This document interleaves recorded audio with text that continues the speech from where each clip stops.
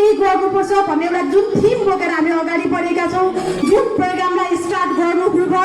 आज हामी नेपाली, नेपालको गौरव, नेपालको शान, हामी नेपाली भइसकेपछि हाम्रो नेसनल एन्थम राष्ट्रिय गानबाट आज हामीले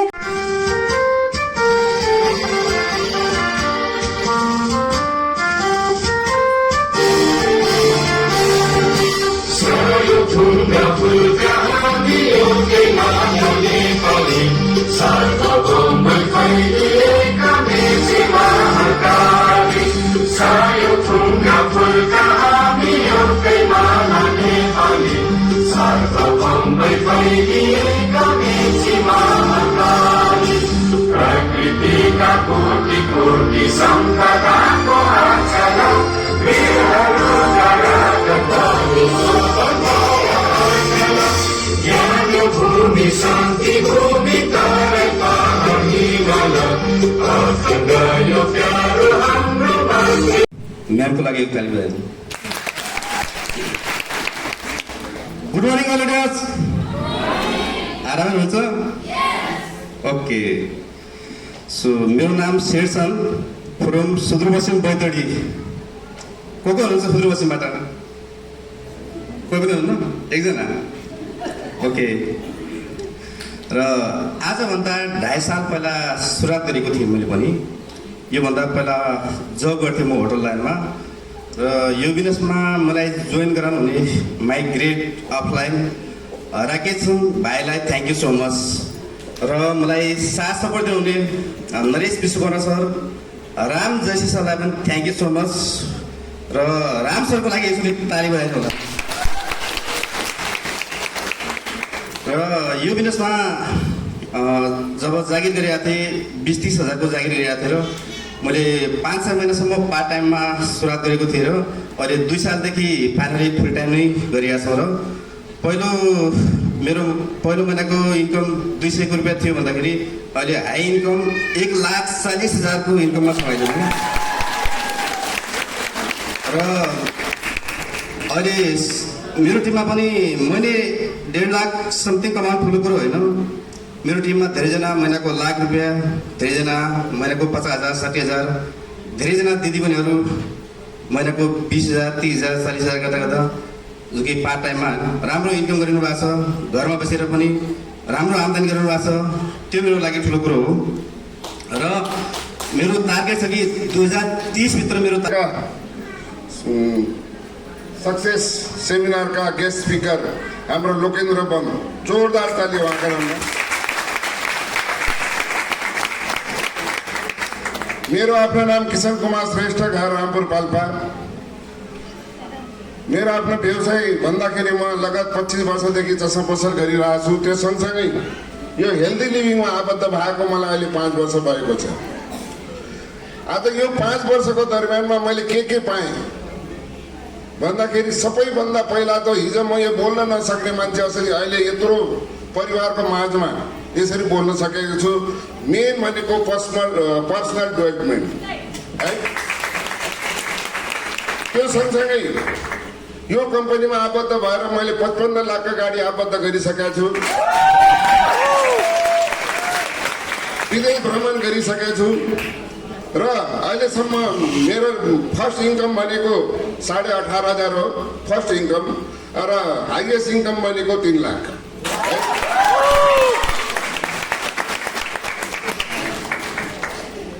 अहिले मेरो टिममा अहिले 19,000 जति साथीहरू छन्।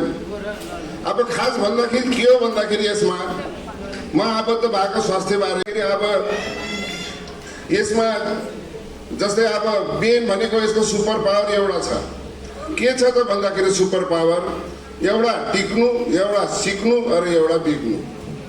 यति कुरा हामीले बुझ्नुहोस्। टिक्नु भनेको जसले जे सुकै भन्नुहोस् हजुरलाई, तर आफ्नो ड्रिम र आफ्नो सपना त्यसलाई ध्यान राख्नुहोस्। सिक्न कुनै सेमिनार, कुनै जो मिटिङ, कुनै होम मिटिङ नछोड्नुहोस्। सिक्ने कोसिस गर्नु। जब सिक्नुहुन्छ तब हजुरले अगाडि सिकाउन सक्नुहुन्छ है। अब नबोलिकन के बिग्छ ल भन्नुहोस्, बोल्न त पर्यो।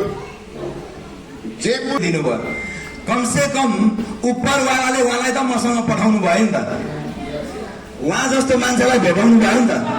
यस न हेर्नुहोस्, कहिले तपाईँलाई साक्षात भगवान आउनुहुन्न, कोही बनेर आउने हो। तपाईँलाई जुन हलमा यहाँ ल्याउनु भएको छ नि, कोही परमात्माले पठाउनु भएको छ।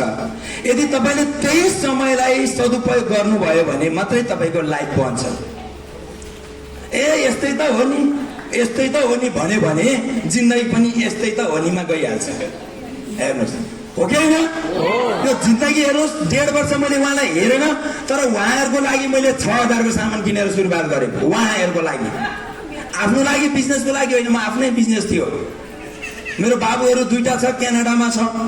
मलाई बिजनेस आफ्नै थियो, मलाई केही गर्न थिएन। तर साथीहरू नआउनु अब भनेर मैले 6000 को सामान किनिदिएको। यहाँ पनि तपाईँहरूमा पनि हुन सक्छ होइन? साथीको लागि भए पनि किनिदिइहालौँ न भन्ने हुन्छ कि नै? तर हेर्नुहोस्, त्यही तपाईँको जीवनको टर्निङ पोइन्ट बन्न सक्छ। हेर्नुहोस्, यो करकापले जो आउनु भएको छ नि, अहिले त करकापले आउने हो। हेर्नुहोस्, केही वर्ष पछाडि त बाध्यताले आउनु पर्छ यहाँ त। विकल्पै छैन, विकल्पै छैन। खर्च बढ्दैछ, आम्दानी घट्दैछ। यस न? पहिला 15 जना, 10 जना, 12 जनाको परिवार हुन्छ, अहिले 4 जना हुँदा पनि महिनामा लाख क्रसको खर्च छ। हो कि होइन? अब के गर्ने त? विकल्प छ।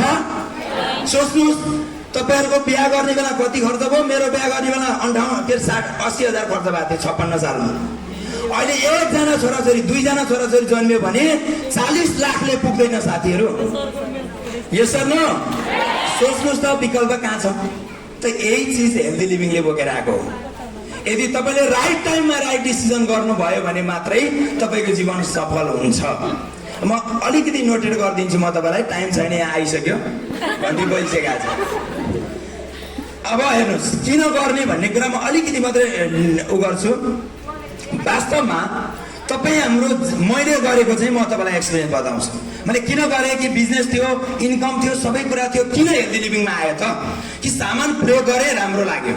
उहाँहरूको लागि गरिदिएको थिएँ, तर आफूलाई राम्रो लाग्यो। अब मलाई त सामान किन्नै छ, किन्न सुरु गरेँ। जब किन्दै गएँ, त्यो प्रोडक्टले राम्रो रिजल्ट दियो, त्यसपछि मसँग धेरै मान्छेहरू त्यस्तो जोडिन सक्छन्।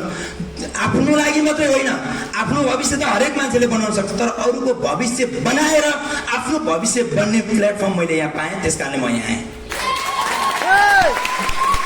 यहाँ धेरैले आफ्नो कुरा गर्नुभयो, तर अरूको खुसीमा आफ्नो खुसी मिल्छ। जुन बेला मैले यहाँ पत्ता लगाएँ, त्यसपछि म यहाँ आएँ। आज मसँग 29,000 को टिम छ। हेर्नुहोस्, यो त भर्खर सुरुवात हो। हेर्नुहोस्, अब त धेरै गर्न छ। मलाई के गर्न छ कि एउटा नाम यस्तो राख्न छ जहाँ जीवन या मृत्यु, यो त 2टा कुरा हुन्छ नै। यस त? खाली हात आउँछौँ, खाली हात जान्छौँ, तर बिचमा जुन जीवन छ त्यहाँ हामी के दिन्छौँ त्यो इम्पोर्टेन्ट कुरा छ। यस न? कसको लागि दिन्छौँ? समाजको लागि, परिवारको लागि, आफन्तको लागि, छिमेकीको लागि, आफ्नो सन्ततिको लागि, आफ्नो छोराछोरीको लागि म के दिन चाहन्छु, त्यो लिनको लागि मात्र हेल्दी लिभिङमा आउने हो। नत्र भने तपाईँको लागि यो प्लेटफर्म होइन। यदि तपाईँ चाहनुहुन्छ र तपाईँको भविष्य, तपाईँको छोराछोरीको भविष्य पनि यहाँबाट बनाउन चाहनुहुन्छ भने चाहिँ यहाँ रिटायरमेन्ट लाइफको लागि आउने हो। यहाँ पैसाको लागि होइन। पैसा त अटोमेटिक नामको पछाडि दाम त आउँछ साथीहरू। पहिला के हुनु पर्यो? नाम हुनु पर्यो कि दुनियाँले यस्तो चिनोस् कि हेल्दी लिभिङमा ड्रिम टिमको टिम पनि यस्तो हुँदो रहेछ नेपालमा भनेर चिनोस्। यसको लागि आउने हो। आज त मलाई 2 मिनटको टाइम छ साथी। एक दिन म यसरी नै आउने छु कि 1 घन्टा मेरो स्टोरी बताउने छु। त्यसको लागि थ्याङ्क यू सो मच। तपाईँहरू अब यहाँ आउनु भएको छ, तपाईँले सोचिराख्नु भयो होला 2टा कुरा लिएर जानुहोस्। म यहाँबाट जोइनिङ भएन भने के हुन्छ, भयो भने के हुन्छ, यति 2टा कुरा लिएर जानुहोस्। अरू केही लानु पर्दैन। जोइन हुनु भएन, हिजोकै जिन्दगी जिउनुहुन्छ। यदि जोइनिङमा हुनुभयो, त्यहाँ राइट टाइममा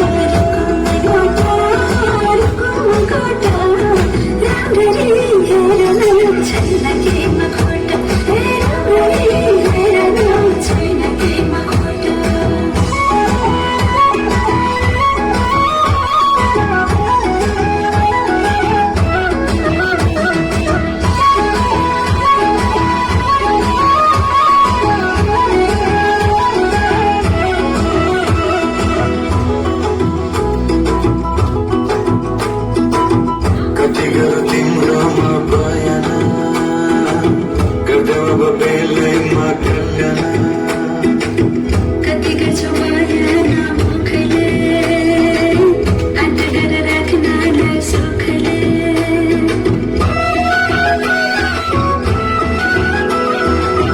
कति गर तिम्रोमा बयान